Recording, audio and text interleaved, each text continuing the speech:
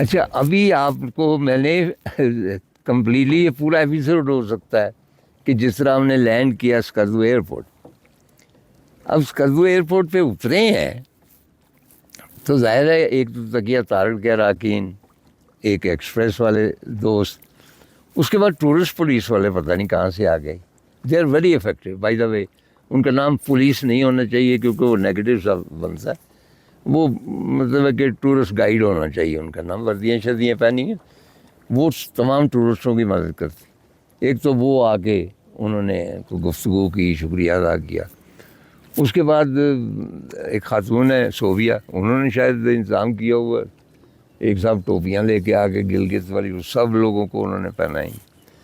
وہاں سے فارغ ہوئے تو اور لوگ تصویر کشی وغیرہ، اور وہاں پہ آپ میری تصویریں دیکھیں گے کہ میں کتنا خوش. تو وہاں پہ کسی نے کہا کہ عارف صاحب آئے ہوں. اب عارف از 80، مطلب مجھے 7 سال چھوٹے ہیں. آئی نیور ایکسپیکٹیڈ کہ اتنی دور یہ بوڑھا شخص، and he was standing there to receive me. And I can't tell you کہ عارف کے بارے میں تفصیلی گفتگو میں بعد میں کروں گا کہ آئی واز سو ہیپی کہ یہ شخص پورا شنگریلا کا جو انتظام وغیرہ ہے وہ چھوڑ کے یہاں پہ ایئرپورٹ پہ کھڑا ہوا ہے مجھے لینے کے لیے. چنانچہ آلموسٹ 50 ایئرس ہو گئے ہوں گے ہماری رفاقت کو. That was one of my greatest player. اس کے بعد وہ کمشنر صاحب تھے، ان سے بھی ملاقات ہو گئی. اس طرح ایئرپورٹ مینیجر وغیرہ. تو اٹ واز جس طرح ہوم کمنگ نہیں ہوتا، وہ کہتے ہیں نا کہ وہ جو بیٹا چلا جائے کہیں پردیس تو اس کی ہوم کمنگ ہوتی. تو مجھے اسکردو نے اس طرح ٹریٹ کیا. اس کا جو نیچرل ہیبیٹاٹ ہے اس میں جا کے چھوڑ. اب اس کو نہیں پتا کہ یہاں میں خوراک کھا سکوں گا یا نہیں کھا سکوں گا، کوئی شیلٹر بھی نہیں ہے. لیکن اس کے چہرے پہ جس خوشی ہوتی، جس طرح چھلانگیں مارتا ہوا اس کا گایا. تو بیسیکلی یہ میرا نیچرل ہیبیٹاٹ ہے. اب عارف، اس کے بعد بریگیڈیئر صاحب کے بعد، اچھا بائی دا وے بریگیڈیئر صاحب اور ان کی اہلیہ یہ شنگریلا کے عین اوپر جو ہیلاکس ہے نا وہاں پہ دفن. مطلب he has not left is Shangri-La, he still there. تو عارف سے میری ملاقات کیسے ہوئی؟ ملاقات اس طرح ہوئی، پہلے میں ظاہر جانتا تھا سارا کچھ کہ میں اور میرے بال بچے یہاں آئے ہوئے تھے. یہاں ایک آرمی ریسٹورینٹ ایگزیکٹلی اپوزٹ شنگریلا، وہاں سے شنگریلا کا منظر بہت خوبصورت نظر آ رہا ہے.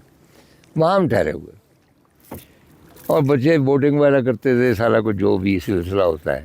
تو میں وہاں پہ کرسی ڈال کے دھوپ میں بیٹھا ہوا تو میں نے ایک منظر دیکھا، اور وہ منظر نقش کہ شنگریلا کی جانب سے ایک بڑی شاندار کشتی آ رہی یوں کر کے، اور اس کشتی کا جو ملاح ہے اس نے بھی پتہ نہیں خاص وردی پہنی ہوئی ہے جس میں یہاں پہ کوئی گوٹا کناری ہے، اور اس کے درمیان میں ایک شخص کھڑا ہوا ہے بڑا چٹا گورا، اور اس نے بھی اشکن نما ایک چیز پہنی ہے اور یہاں گولڈن کالر ہے، اور ہاتھ میں اس نے ایک تھال پکڑا ہوا ہے اتنا بڑا. مجھے سمجھ نہ آئی، میں نے کہی کسی فلم کی شوٹنگ ہو رہی ہے، کیا ہو رہا ہے. چنانچہ وہ کشتی آئی، وہ شخص اترا، اور وہ اتنا بڑا تھال میرے سامنے رکھ کے کہنے لگا جی سامنے عارف اسلم صاحب نے آپ کے لیے تحفہ بھیجا ہے. اور وہ تو چیریز، اور میں ایگزیجریٹ نہیں کر رہا، 10-12 کلو تو ہوں گی. اب میرے بچے جو ہیں جس طرح انہوں نے شوق سے وہ چیریز کھائیں، میرا خیال تصویر بھی ہوگی. اور وہ اتنی زیادہ تھی ہم اب کھا تو نہیں سکتے تھے. ہم پھر لاہور لے گئے اپنے ساتھ اور دوستوں کے بھیجے، اور جب بھی وہ پوچھتے تھے کہ چیریز کہاں سے آئی تو ہم کہتے تھے کہ شنگریلا کے باغوں سے آئی. اچھا یہاں پہ میں چیری کے علاوہ ایک اور میں فیکٹ بیان کرتا ہوں. یہاں پہ ان کا ایپل آرچرڈ بھی ہے، تو اس میں سیب جو ہیں وہ میں بیان نہیں کر سکتا کتنے میٹھے ہیں، نرم ہے. حالانکہ میں سیب کو کھاتا نہیں اتنے شوق سے، لیکن ان میں ایک خاص خوشبو ہے. تو ایک دفعہ آئے تو میرا خیال عارف نہیں نا 2 پیٹیاں ہماری گاڑی کے اوپر رکھوا دی. چنانچہ جب ہم لاہور پہنچے 2 دن کے بعد ان کو کھولا ہے، وہ بلیک ہو چکے تھے. خواتین و حضرات، کچھ پھل ایسے ہوتے ہیں جو اپنے انوائرمنٹ میں ہی پنپتے ہیں. کچھ پھول ایسے ہوتے ہیں جو اگر 1 کلومیٹر کی ڈیپتھ نہ ہو سمندر کی، اس کے اوپر پریشر نہ ہو، وہ کھلتے نہیں ہیں، وہ نیچے ہی کھلتے ہیں. ان کو باہر لائیں وہ مرجھا جاتے ہیں. کچھ اسی طرح ہی میں بھی ایک ایسا مرجھایا ہوا پھول ہوں کہ جو اسکردو آ گیا ہوں اور میں یہاں پہ کھل اٹھا. اچھا، اسکردو جو میں آیا ہوں تو یہ گیٹ وے ہے ایک، جہاں سے پرانے زمانوں میں جب آتش جو ہے وہ جوان نہیں تھا، وہ 1.5 عمر تھا، تب بھی 50 سال کے بعد کی بات، یہاں سے K2 اور گندگورو اور سنو لیک اور پتہ نہیں کون کون سے ٹریکس تھے، ان پہ جایا کرتا تھا. تو اس دفعہ بات یہ ہے کہ چور چوری سے جاتا ہے، ہیرا پھیری سے نہیں جاتا، چاہے کتنا ہی بوڑھا ہو جائے. مطلب اتنا بوڑھا چور کہ وہ کھانستا ہوا گھر میں داخل ہو چوری کرنے کے لیے پکڑا جائے کیونکہ کھانس رہا ہے. تو میں اس قسم کا چور ہوں. میں نے پلان یہ بنایا ہوا ہے کہ یہاں پہ شنگریلا سے لطف اندوز ہوں گے، کچھ گفتگو عارف سے کریں گے، اس کے بیٹے ہیں بادشاہ صاحب، ان سے کریں گے، شنگریلا کے بارے میں تفصیل کچھ اور جانیں گے، اور اس کے بعد میرا ارادہ ہے شگر جانے. اور Shigar again gateway to K2. اب شگر میں بہت مرتبہ وہاں سے گزرا.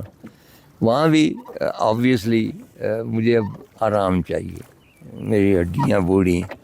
اب یہ نہیں ہے کہ جس طرح تہران میں ایک دفعہ جگہ نہیں ملی تھی، فٹ پاتھ پہ میں ڈال کے رکسیک سو گیا تھا. وہ والے دن تو نہیں رہے. یا پھر جب ٹریکنگ کرتے تھے، کیمپنگ کرتے تھے، وہ بھی دن نہیں رہے.